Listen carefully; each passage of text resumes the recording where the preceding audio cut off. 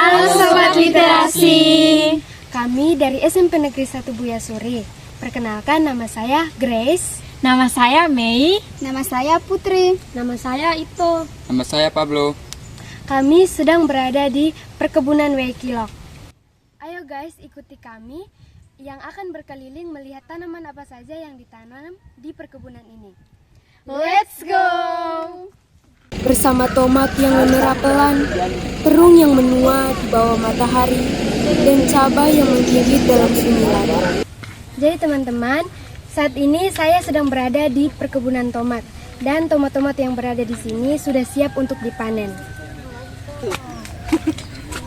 Budidaya tomat secara organik di tempat ini tidak membutuhkan pupuk kimia, tapi menggunakan pupuk dari kotoran-kotoran binatang yang difermentasi. Tomat bisa dipanen ketika mencapai usia 4 bulan. Para petani mulai memetik tomat-tomat yang sudah siap dipanen. Para petani bisa menghasilkan 30.000 dari satu pohon tomat. Kelihatan bukan angin kosong itu, ada pergerakan, ada aktivitas hidup. Oh, lagi atur-atur semua kita sudah siap. Sambil gitu bagi kita ini sambil panas. Ini kerjanya dengan orang kecil tomat ini.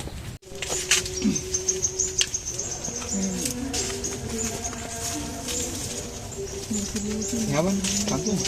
Tidak, belum. Ini supaya ada jadi mungkin Mbak Wim jelaskan secara singkat saja bahwa ini media tanam yang lagi dibuat bedengan dalam bentuk kasar dulu. Ini sudah masuk dalam sistem irigasi tetes. Manfaatnya, fungsinya bahwa kalau kita menanam dengan teknik irigasi tetes, penghematan biaya, tenaga, cuma memang harus dengan modal awal.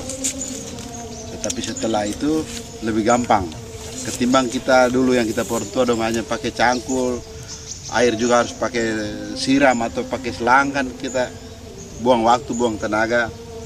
Sedangkan ini lahan untuk persiapan tanaman tomat, ini jumlahnya 1000 pohon. Karena rata-rata satu bedeng ini dapat 100 pohon. Kalau 100 pohon ini berarti dia menghasilkan uang sekitar satu pohon itu dia menghasilkan 30.000. Berarti tinggal dikali. Kalau 100 pohon dapat berapa? Ya besok pasti ada orang, kalau ada yang masuk ke bisnis hortikultura, budidaya sayur-sayur. Kalau jadi penyuluh besok di pertanian pasti lebih pintar, karena dari awal begini sudah langsung mau belajar cari tahu.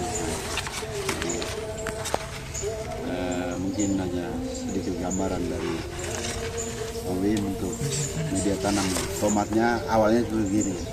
Terus di atas itu apa? Pria.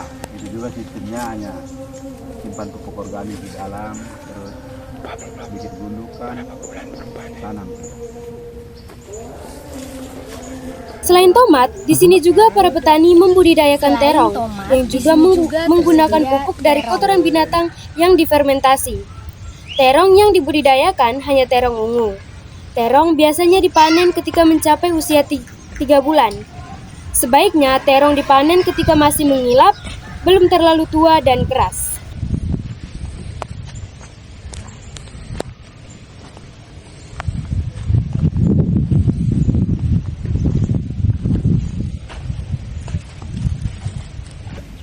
Nah, di sini juga tersedia tanaman cabai. Di sini juga para petani membudidayakan tanaman cabai.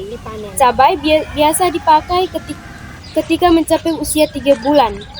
Tetapi bisa lebih lambat 5-10 hari tergantung kondisi cuaca. Tanaman cabai dapat dipanen terus selama 2-3 bulan.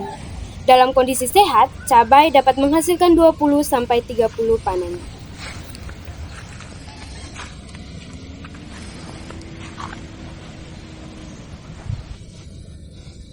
Di sini juga tersedia bibit-bibit tanaman yang jika sudah lebih besar akan dipindahkan ke tempat yang sudah disediakan.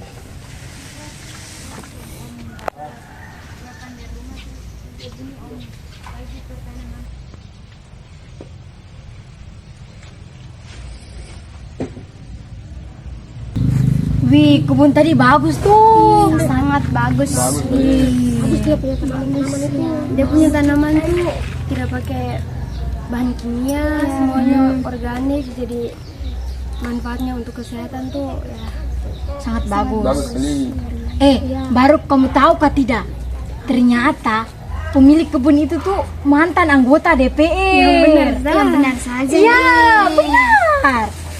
Kamu tidak percaya? Tapi kalau kita belajar di situ macam masih kurang. Jadi saat ini nih ada aplikasi satu namanya Ibu Lembata. Ini nih selain yang macam kita di perpus kita jauh di Kedang. Jadi ada aplikasi nih, dia nih macam perpustakaan digital.